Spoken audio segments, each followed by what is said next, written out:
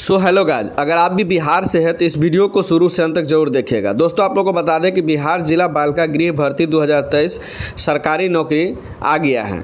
आप लोगों को बता दें, अगर आप भी बिहार से हैं तो इस नौकरी को पाने का आपके लिए एक सुनहरा अवसर है। जी हाँ दोस्तों, आप देख सकते हैं बिहार बालिका गृह भर्ती 2023 सरकारी नौकरी पाने का सुनहरा अवसर। बाल संरक्षण इकाई में चौकीदार व नर्स सहित अनेकों पद जो है निकाली गई है, जिस पर भर्तियां होगी। दोस्तों, आपको बता दें कि यह जिला स्तर पर अलग अलग पदों की सरकारी नौकरी के लिए बहाली होगा, जिसका सरकारी नोटिफिकेशन भी जारी हो चुका है। तो दोस्तों, आप लोग को हम बताते हुए हमको बहुत खुशी हो रही है कि बिहार में बहुत सारे ऐसे बहाली निकल रही है जो कि जिला स्तर, पंचायत स्तर और ब्लॉक स्तर के होते हैं, जिस पर हम वीडियो लेकर के आते रहते हैं और आपको काफ़ी अच्छा भी लगता है, क्योंकि कुछ दिनों से आप लोगों का रिस्पॉन्स बहुत अच्छा हमको देखने को मिल रहा है। बस एक ही चीज़ है कि आप लोग जितने लोग हमारे वीडियो को देखते हैं उतने लोग सब्सक्राइब नहीं करते हैं। तो आज की इस वीडियो को देखने के बाद आप लोग जो है निश्चित रूप से अगर आपके काम के अगर ये वीडियो लगा हो तो आप जो है सब्सक्राइब जरूर कीजिएगा। तो चलिए दोस्तों, वीडियो को शुरू करते हैं और देखते हैं कि इसका ऑफिशियल नोटिफिकेशन क्या आया है, आखिर इस पर बहाली कैसे होगी और इसके लिए योग्यता क्या होगा, इसके लिए उम्र क्या होगा और इसकी सैलरी कितनी रहने वाली है। तो चलिए वीडियो को स्टार्ट करते हैं। तो दोस्तों, आप देख सकते हैं इसका ऑफिशियल जो नोटिफिकेशन जारी हुआ था, सरकार की ओर से जो पत्र भेजा गया था, उसका हम आपको यहाँ पे एक ज़िला का जो है नोटिफिकेशन दिखा रहे हैं। इसी तरह का हर एक ज़िला में नोटिफिकेशन आने वाला है और बहुत सारे ज़िला में आ भी गया है। दोस्तों, आप लोग को बता दें कि यह जो नोटिफिकेशन है यह 26/8/2023 को ही भेजा गया था, जो कि नालंदा जिला इकाई के लिए भेजा गया है।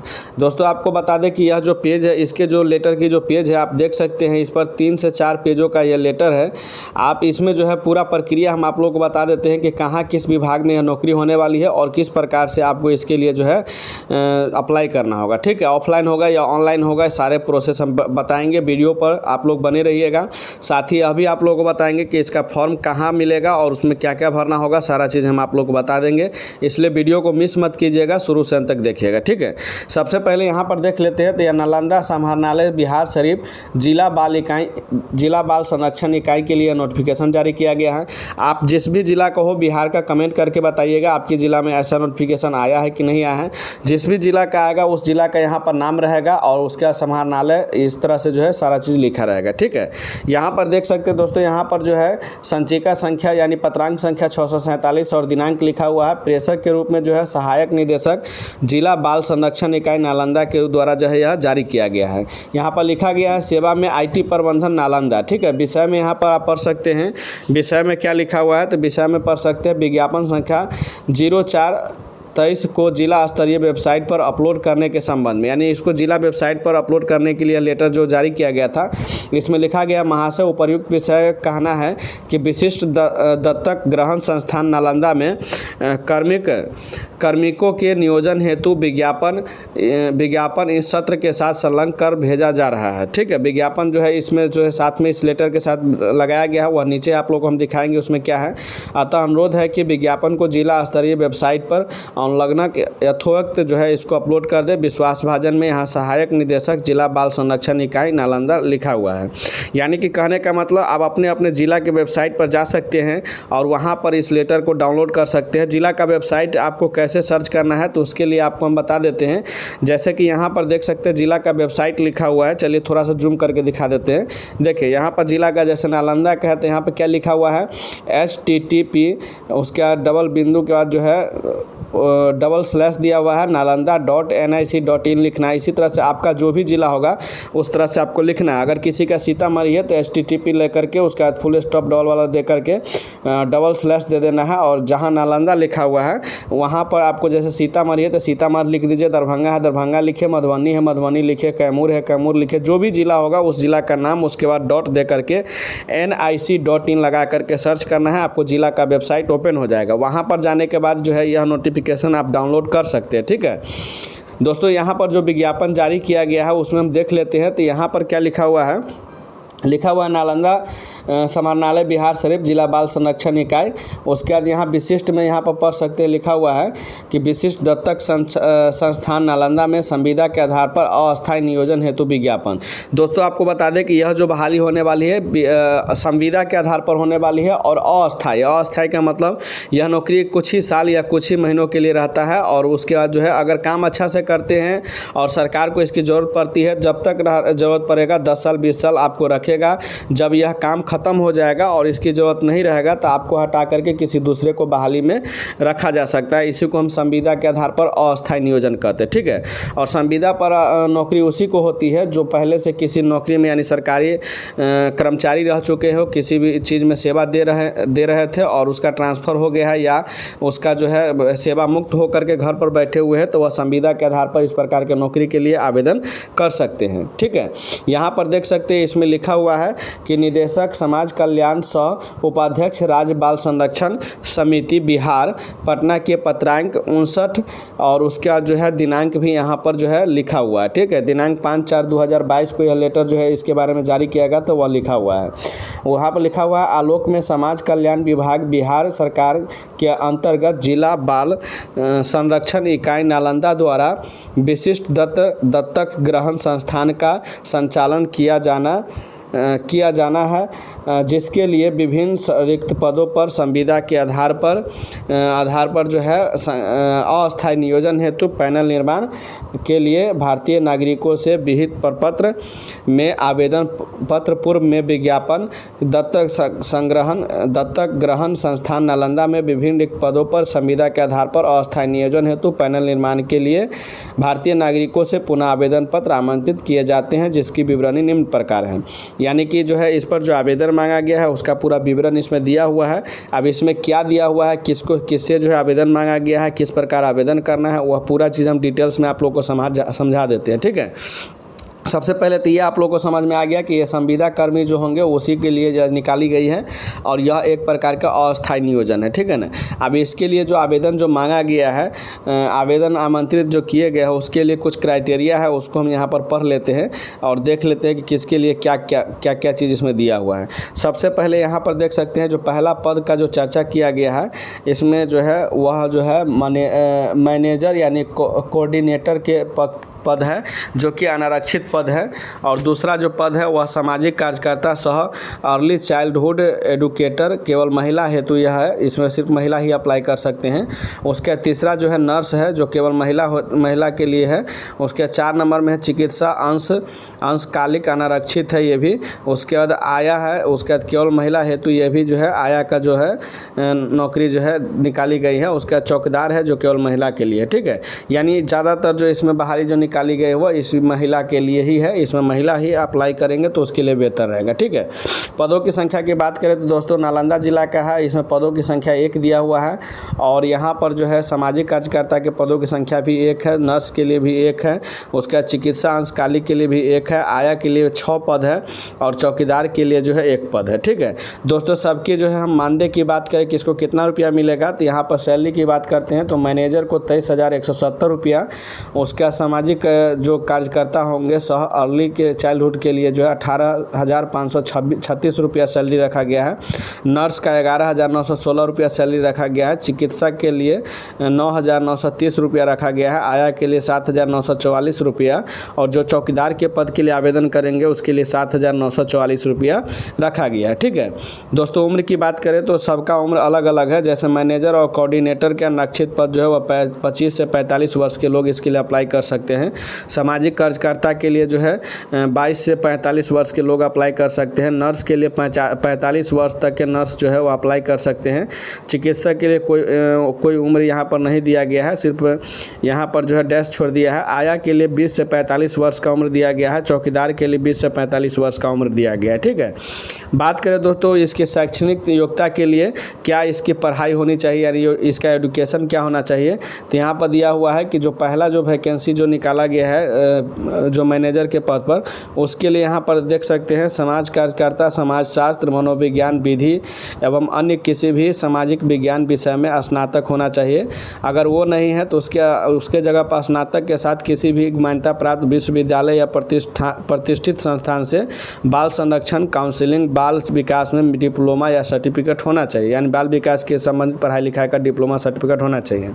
सामाजिक कार्यकर्ता के लिए जो है, इसके लिए जो एजुकेशनल रखा गया है वह समाज कार्य, मनोविज्ञान, अन्य किसी सामाजिक विज्ञान में स्नातक के बारे में कहा गया है। अगर नर्स के लिए है तो यहाँ पर सरकार या भारतीय नर्सिंग परिषद द्वारा मान्यता प्राप्त नर्सिंग संस्थान से नर्सिंग में इंटरमीडिएट या डिप्लोमा का सर्टिफिकेट होना चाहिए। अगर कोई चिकित्सक यानी डॉक्टर के लिए अप्लाई करते हैं तो वह MBBS होना चाहिए। उसके बाद आया के लिए जो है यहाँ पर, तो आया के लिए जो है साक्षर यानी लिखने पढ़ने के सक्षम होना चाहिए। जो आया होंगे वह महिला होंगे और सिर्फ साक्षर होना चाहिए, जिसको लिखने और पढ़ने आता होगा, ठीक है। उसके लिए जो कोई ज़्यादा एजुकेशन नहीं मांगा गया है।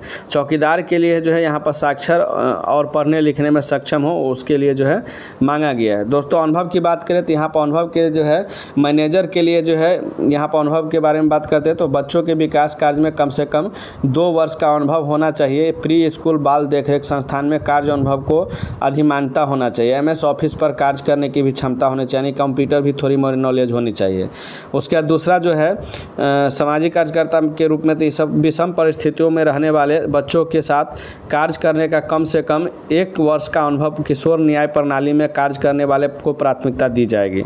उसके बाद दोस्तों डॉक्टर के लिए जो है इसमें नर्स के लिए तो हॉस्पिटल स्वास्थ्य सुविधा में कम से कम 1 वर्ष का कार्य अनुभव होना चाहिए। और दिव्यांग, मानसिक दिव्यांग, एड्स बच्चों के साथ कार्य अनुभव को भी उसको जो है प्राथमिकता दी गई है, ठीक है। उसके बाद दोस्तों डॉक्टर के लिए यहाँ पर कोई अनुभव की बात नहीं की गई है। आया के लिए भी कोई अनुभव की बात नहीं की गई है। चौकीदार के लिए भी कोई अनुभव की बात नहीं किया गया है, लेकिन इन सबको कम से कम 1 से 2 साल का अनुभव होना जरूरी है, तभी जाकर के उनको अप्लाई करेंगे और उनको रखेंगे, ठीक है। दोस्तों यहाँ पर इच्छुक एवं योग्य उम्मीदवार आवेदन पत्र, बायोडाटा, फोटोग्राफ, सभी शैक्षणिक योग्यता प्रमाण पत्र, अंक पत्र, अनुभव प्रमाण पत्र, जाति प्रमाण पत्र, आरक्षण के लाभ हेतु आवासीय प्रमाण पत्र, आरक्षण के लाभ हेतु स्व-अभिप्रमाणित छाया प्रति दिनांक 16/9/2023 के शाम 5 बजे भेज देना है। तो दोस्तों आप लोग डॉक्यूमेंट्स फिर से देख लीजिएगा, इसका नहीं होता है तो आप लोग स्क्रीनशॉट ले लीजिए, अच्छा रहेगा, ठीक है। स्क्रीनशॉट ले लीजिएगा तो आपके लिए ही अच्छा रहेगा। अब दोस्तों बात करते हैं कि इसका जो अप्लाई करना है उसको भेजना कैसे है या किस प्रकार से अप्लाई करना है। तो डॉक्यूमेंट्स तो आपको समझ में आ गया है, इसका स्क्रीनशॉट ले लीजिएगा। आगे इसमें लिखा हुआ है कि ईमेल जो है ADCP उसका PUN_Nalanda1@gmail.com पर जो है ईमेल अथवा निबंधित डाक द्वारा सहायक निदेशक जिला बाल संरक्षण इकाई अस्मत बिल्ला कागजी मोहल्ला भैंसासुर रोड काबिरिस्तान के बगल में बिहार शरीफ नालंदा बिहार पिन 803101 के पते पर भेज सकते हैं। यानी कि जो आवेदन करना है उसको फॉर्म में जो है सारा डॉक्यूमेंट संलग्न करके या तो ईमेल कर देना है, आपको ऑनलाइन ईमेल कर सकते हैं, भेज सकते हैं, या नहीं तो आप जो है पत्राचार का जो आपको यहाँ पर एड्रेस दिया गया है उस एड्रेस पर आप जो है यहाँ पर जो है भेज सकते हैं, ठीक है। आवेदन पत्र जो है दिनांक जो है 16/9/2023 के शाम 5 बजे तक स्वीकार किया जाएगा। इसके बाद अगर आप भेजते हैं तो वह स्वीकार नहीं किया जाएगा, ठीक है ना। उसके बाद दोस्तों इसमें लिखा हुआ है कि उपरोक्त समय सीमा के पश्चात प्राप्त आवेदन पत्र स्वीकार नहीं होंगे। अगर इसके बाद भेजते तो वह स्वीकार नहीं होगा। दूसरा जो आपको ध्यान देने वाली बात है कि आवेदक जो होंगे वह निलंबित डाक द्वारा आवेदन पत्र भेजने के क्रम में लिफाफे के ऊपर मोटे अक्षरों में विशिष्ट दत्तक ग्रहण संस्थान नालंदा में नियोजन हेतु आवेदन पत्र एवं पद का नाम उल्लेख करेंगे। ऊपर में ही आपको लिख देना है कि किस पद के लिए जो है आवेदन पत्र भेजे हैं। 3 नंबर में आपको यहाँ पर देना है उपरोक्त पदों पर नियोजन में बिहार राज्य के मूल निवासियों को ही सरकार जो है इस पद पर जो है निर्धारित आरक्षण का लाभ दे होगा। अगर किसी दूसरे राज्य का होगा तो उसको आरक्षण नहीं मिलेगा। उम्र की गणना दिनांक 1/8/2023 से की जाएगी। तो आप अपना जो है उम्र 1/8/2023 तक मिला लीजिएगा कि आपका उम्र कितना है, जो उम्र का सीमा बताएं उसके अंदर होना चाहिए। उसके बाद है अभ्यर्थियों का चयन साक्षात्कार के माध्यम से चयनित समिति द्वारा किया जाएगा। इसमें यानी कि आपको इंटरव्यू भी लिया जाएगा। साक्षात्कार की तिथि को आवेदन पत्र के साथ संलग्न सभी प्रमाण पत्रों की मूल प्रति सत्यापन हेतु लाना अनिवार्य होगा। जब आपको जो है इसका इंटरव्यू होगा, साक्षात्कार होगा, तो उस दिन भी आपको डॉक्यूमेंट्स पूरा लाना होगा, ओरिजिनल वाला, ठीक है। उसके बाद दोस्तों इसमें दिया हुआ है कि उक्त विद्यमान के संबंध में सभी प्रकार की सूचना यथा साक्षात्कार में भाग लेने हेतु योग्य अभ्यर्थी की सूची उसके बाद अभ्यर्थियों की मेधा सूची आदि का प्रकाशन समय समय पर जो है बिहार के जो अलग अलग जिला का जो ऑफिशियल वेबसाइट होगा एवं कार्यालय के नोटिस बोर्ड पर प्रदर्शित कर दिया जाएगा, ठीक है ना। तो ये सब सारे चीज़ है, इस पर आप ध्यान दीजिएगा। और आगे आप लोग को जो ध्यान देने वाली बात है वह है उम्मीदवारों द्वारा आवेदन पत्र में गलत तथ्य या प्रमाण पत्र देने पर उनका नियोजन कभी भी निरस्त किया जा सकता है। यह नियोजन पूर्णतः अस्थायी है। प्रतिकूल आचरण पाए जाने पर नियोजन कभी भी समाप्त कर दी जाएगी। अगर आपका आचरण सही नहीं होगा, आप गलत डॉक्यूमेंट्स देंगे तो आपकी जो है उम्मीदवारी यानी कि तुरंत रद्द कर दिया जाएगा, ठीक है। सरकार द्वारा आदेश प्राप्त होने या अन्य कारणों से अगर संस्थान का संचालन बंद हो जाता है तो सभी कर्मियों का नियोजन स्वतः समाप्त हो जाएगा। यानी कि अगर इस संस्थान को बंद कर दिया जाएगा, सरकार के द्वारा अगर कोई नोटिस जारी होगा तो समझिए उसी दिन से आपका नौकरी भी समाप्त कर दिया जाएगा, क्योंकि यह अस्थायी नियोजन है, ठीक है। अस्थायी नियोजन कर्मी न तो सरकारी सेवक माने जाएंगे और न ही सरकारी सेवकों के अनुमान्य किसी सुविधा के हकदार माने जाएंगे। अस्थायी नियोजन के पश्चात सरकारी सेवा में नियमितीकरण का दावा किसी भी परिस्थिति में मान्य नहीं होगा।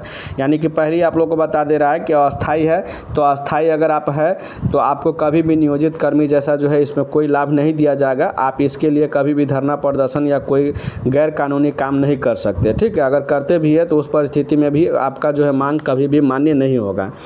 उसके बाद किसी भी न्यायिक विवाद की स्थिति में अथवा अन्य कारणों से इस विज्ञापन को निरस्त करने का अधिकार सहायक निदेशक जिला बाल संरक्षण निकाय नालंदा के पास सुरक्षित रहेगा।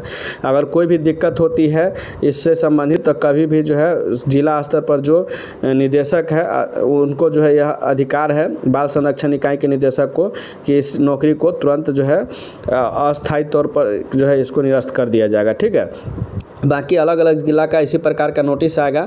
आप लोग कमेंट करके बताइएगा आपके ज़िला का आया है कि नहीं आया है। अगर नहीं आया है तो आप लोग ये कमेंट करके हमको लिख सकते हैं कि हमारे ज़िला का वीडियो बना दीजिए। तो जब भी आपका नोटिफिकेशन आएगा और उसका क्या रूल रेगुलेशन रहेगा सारा चीज़ हम उस वीडियो में लेकर के आ जाएंगे अलग अलग ज़िला के लिए, ठीक है। आज के लिए इस वीडियो को यहीं पर अंत करते हैं, फिर मिलते अगले वीडियो के लिए। और एक बात और कहना चाहेंगे कि यह संविदा कर्मी के लिए लेटर जारी किया गया था, तो जो भी संविदा कर्मी लोग अगर इस वीडियो को देख रहे हैं कम से कम इस वीडियो को सब्सक्राइब और लाइक कर दीजिए और कमेंट में लिख दीजिएगा कि हम संविदा कर्मी हैं, तो हम समझ जाएंगे कि कितने संविदा कर्मी हमारे वीडियो को देखते हैं, ठीक है ना। तो हम उसके लिए भी अलग से वीडियो संविदा कर्मी के लिए भी लाते रहेंगे।